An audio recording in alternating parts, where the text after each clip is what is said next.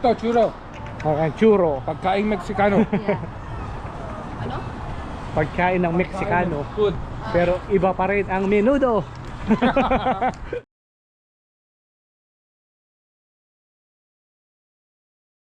Gandang araw mga kapanyero, ito. Welcome back po sa ating channel. Nandito tayo ngayon mga kapanyero sa Old Town, San Diego. Ayan mga kapanyero. Ito nyo naman, the birthplace of California.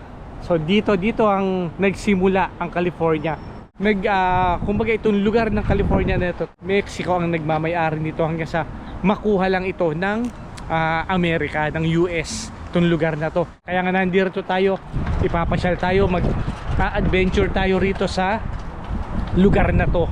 Kung makikita nyo yung mga style ng bahay dito, ng struktura, ganito pa rin ito noon. Kumbaga preserve nila itong lugar na to para maging tourist attraction ng San Diego.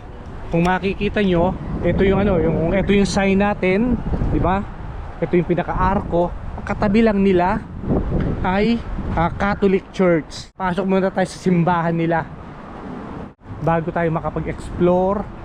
Silipin muna natin. Welcome to Immaculate Conception Church. Yan o. Ito pala. Uy, ang ganda. Nakikita nyo mga kapanyero, di ba? Lumang simbahan to. Pero meron ding konting renovation. Siguro yung pintura, yung mga kahoy, parang renovated na rin siya. Hindi naman modern na, hindi naman siya moderno, pero makikita nyo yung kalumaan niya. Ano? Labas na tayo para makapag-explore sa Old Town ng San Diego. Ayan, no? May bayad na itutur ka sa area na to. Dito sasakay kayo, ililibot kayo. Ayan, no? So yun. Ayan, ito na yung susunod na schedule na alis. Ayan, no? Diba? Sa kabilang side naman natin, Old Town Theater nga pala, di ba? Ito yung parang sinihan nila, may nagpe-perform. Ayan, no? So dito mga kapanyero, kung mababasa niyo 'yon, merong schedule kung kailan, kung ano yung mga palabas. Ayan, no? February 16 to April 12. Ayan, merong schedule dito, di ba?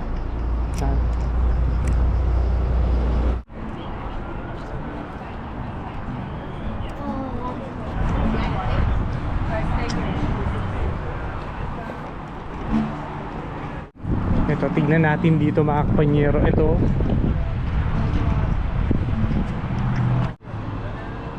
Ito yung mga original ng bahay noon na yan nga. Makikita natin ito, nakita nyo naman to. Ganito yung mga istruktura nila. Pero ngayon ginawa nilang commercial talaga itong lugar na to. Ano?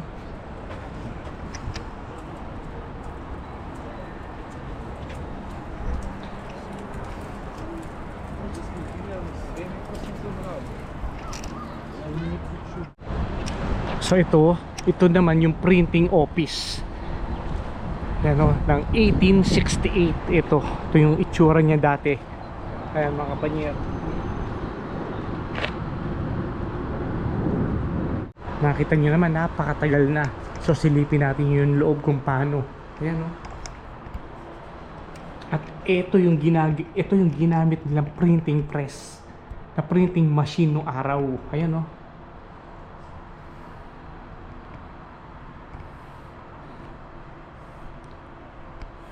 Siyempre mano-mano pa yung paggagawa nila ng mga letter. Ayan pa yung original na gamit nila. Pati na kung makikita nyo, lumang mga papel, di ba? Ito yung mga iba't ibang size ng letter, number na pang-print nila noon. Ayan, oh. Hindi tulad ngayon sa makabagong teknolohiya natin, di ba?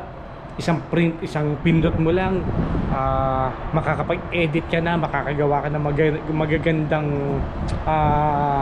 sulat, iba't ibang klase ng letter, di ba? Maiano mo na, maigagawa mo na. Pero noon talagang mano-mano, di ba? Isa-isa mong ilalagay ang letra, di ba? Bago ka makapag-print. Kung makikita nyo naman itong likuran natin, ayan, no? Dito tayo pupunta. Ano ba to?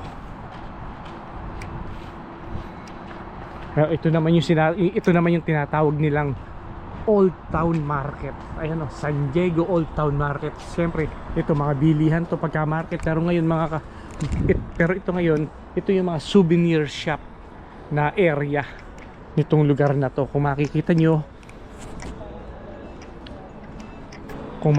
nyo rito, mas magandang bumili dito ng mga souvenir na pambigay sa mga kaibigan kasi mas mura dito kaysa dun sa mga may malalaking pwesto na mahal ang rent nila, di ba? Tsaka ito yung pinaka market nila.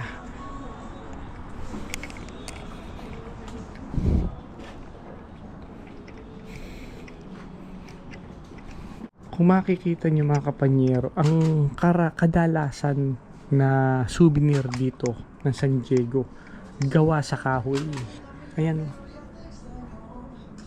di ba?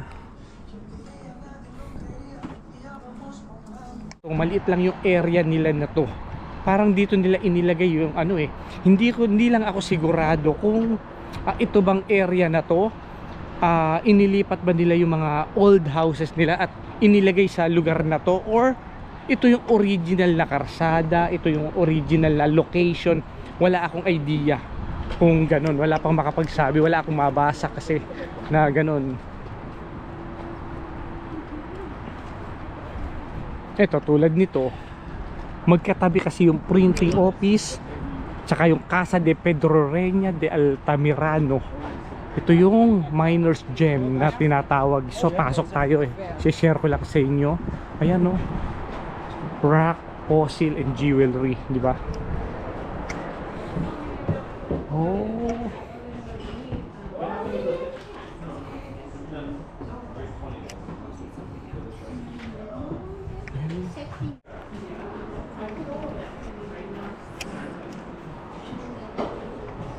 Makikita nyo mga lumang bato.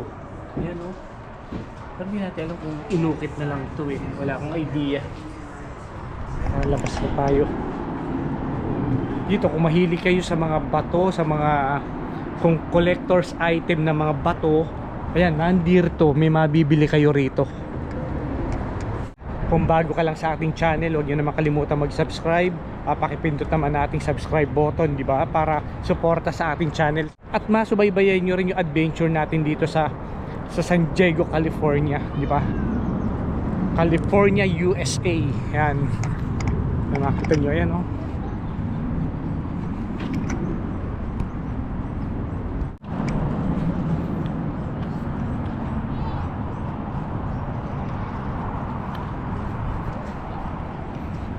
Nakita nyo naman, Threads of the Past, di ba?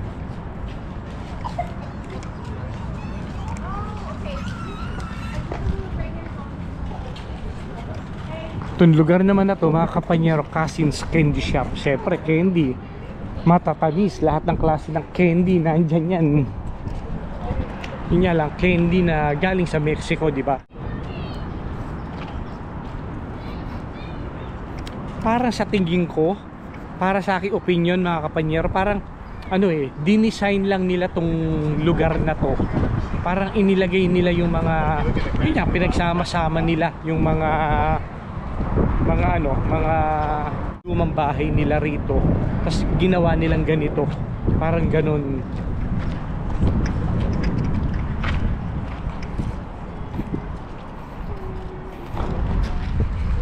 Kung makikita nyo naman yung pagkakaukit nito, luman-luma, di ba?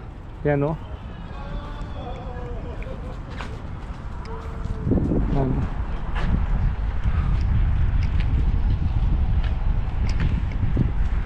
So cigar and pipes, di ba? Parang tabako, di ba? So ito, tingnan natin. Ito yung mga dito ka makakabili ng mga sigarilyo, yung mga tabako na mga lumang tabako. Ayan oh. Sa amoy na amoy pa lang. Amoy sigarilyo na. Ayan, ito yung mga lumang sigarilyo na.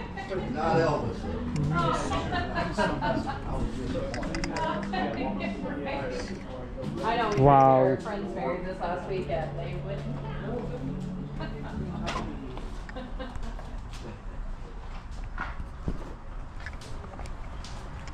Inbound storm is going to get bad. It keeps going from warm, cold to warm, cold. And Amazon Lift Board said that the brunt of the storm is supposed to hit about 3 to 5. See, I'm walking up the street carrying Yan pa. lumber. Iba-ibang Followed klase. by the animals. They didn't worry. Ito yung mga luma na ginamit. Naka-ano.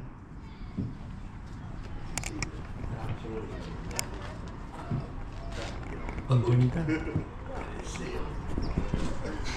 So yan, dito itong lugar na to, yan mga sigarilyo ang nasa loob. Makakabili ka rin, pero nandito pa rin yung mga lumang sigarilyo na ibinenta rito sa lugar na to. Naka-display siya. Ang kagandahan pa, natapat kami na hindi ganung karaming tao rito sa ngayon dahil nga anong araw ngayon, check time lang tayo, 1 o'clock ng tanghali, Wednesday dito sa San Diego. So marami raw dito Sabado at Linggo kasi nga puntahan ito ng mga turista na nagpupunta rito sa San Diego. So natapat tayo na weekdays, kaya to konti lang yung mga taong mga nagdaratingan dito.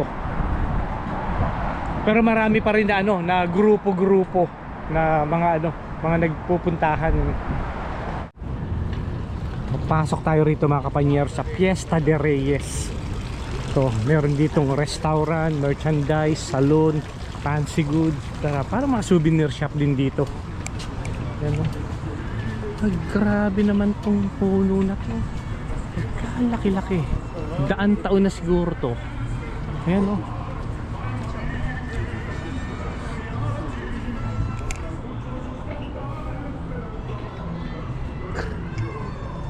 Dito mga kapanyero, ito. Dito dito nagpe-perform pagkagabi. Ayan, dito. Siyempre, pagka nagugutom ka, meron din sa kabila na mga kainan.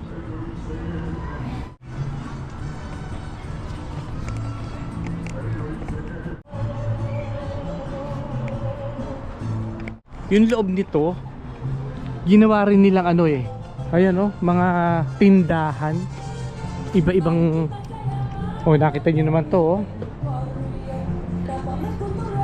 karwahe ang tawag rito sa atin ito yung hinihila ng kabayo. Ito naka-display dito sa area na to. Kung ilang taon na to, hindi natin alam kung ilang taon na to, pero sa itsura ng kahoy nito, ayan napakatagal ng panahon.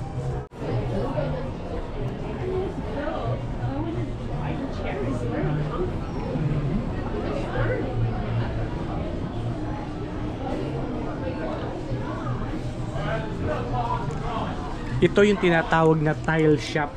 Kasi sa tiles na to, isang tiles na to, pwede kang magpaukit. Pwede kaya magpasadya ng pangalan mo dito sa loob. Siyempre babayaran. Mga souvenir shop din to. Ayan, pwede kang magpasadya ng pangalan mo. Tulad nito, kung ano ang gusto mo, di ba? Yan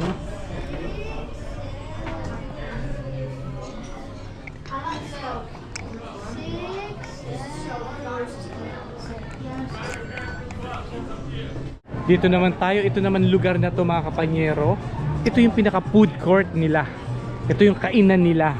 So, nandito yung mga kainan, dito ka umorder. Pero karamihan sa mga pagkain dito, syempre tacos, ganun So, tignan natin yung yung mga style ng pagkain dito. Pero dito, pwede ka rin umorder ng alak, pwede kang uminom ng beer. Ayan may bar din sila rito.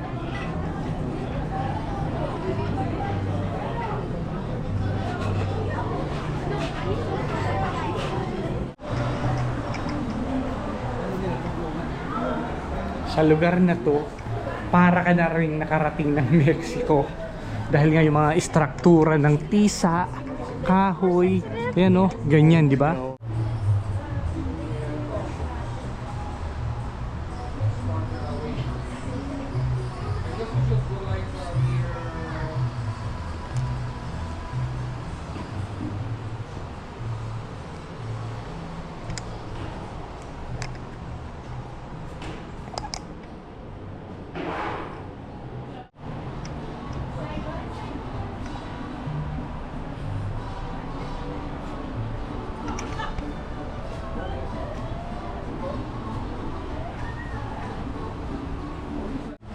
So dito mga kapanyero, sightseeing lang talaga ang mangyayari kasi nga ibang-iba yung ano rito, yung lugar na to.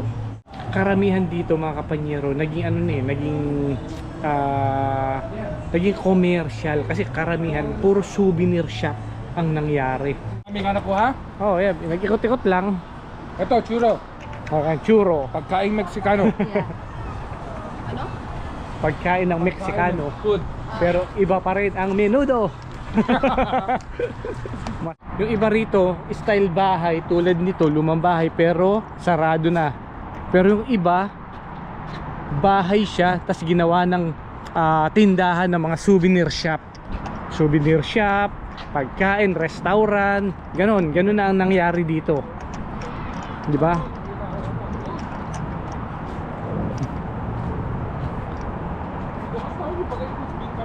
Ito oh, tingnan nyo yung style ng bahay.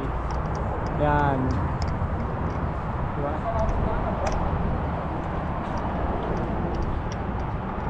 Pero nakalock na siya. Yan oh.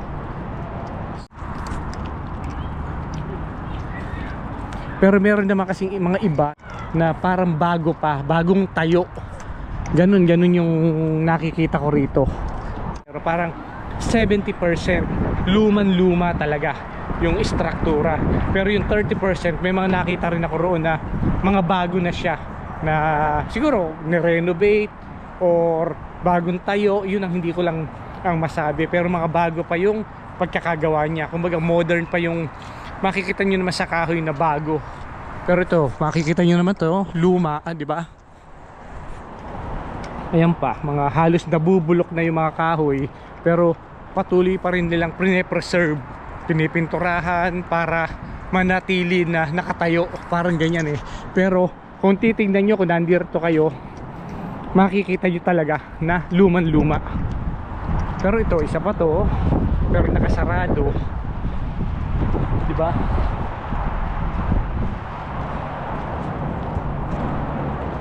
Kaya ngayon pabalik na tayo sa parking, lilipat naman tayo sa ibang lugar na mapupuntahan. Dahil nga, di ba, sinabi ko naman sa inyo na tuloy-tuloy lang ang adventure natin dito sa San Diego. Kaya ayan, maraming salamat mga kapanyero.